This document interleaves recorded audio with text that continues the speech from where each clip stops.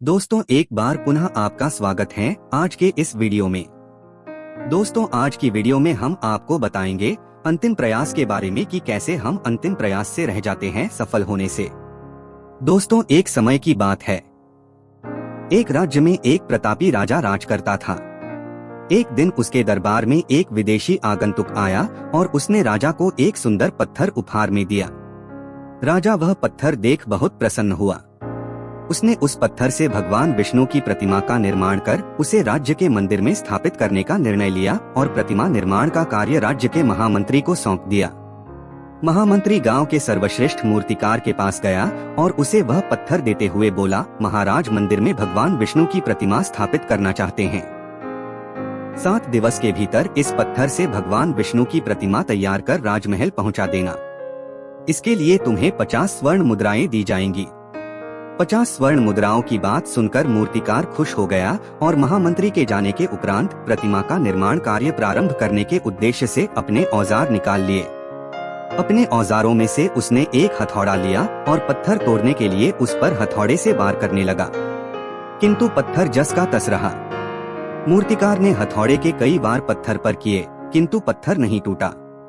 50 बार प्रयास करने के उपरांत मूर्तिकार ने अंतिम बार प्रयास करने के उद्देश्य से हथौड़ा उठाया, किंतु यह सोचकर हथौड़े पर प्रहार करने के पूर्व ही उसने हाथ खींच लिया कि जब 50 बार वार करने से पत्थर नहीं टूटा तो अब क्या टूटेगा। वह पत्थर लेकर वापस महामंत्री के पास गया और उसे यह कह वापस कर आया कि इस पत्थर को तोड़ना नामुमकिन है, इसलिए इससे भगवान विष्णु की प्रतिमा नहीं बन सकती।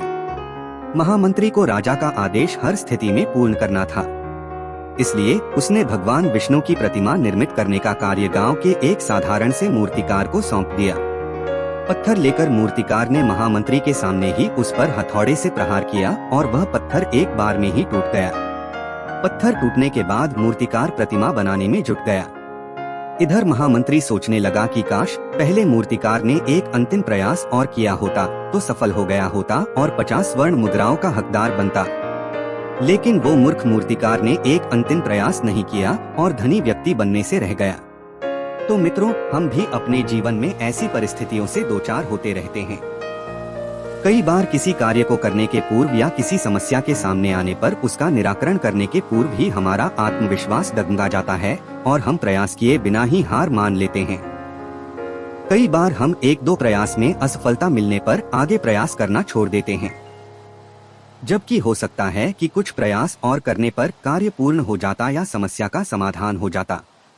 यदि जीवन में सफलता प्राप्त करनी है तो बार बार असफल होने पर भी तब तक प्रयास करना नहीं छोड़ना चाहिए जब तक सफलता नहीं मिल जाती।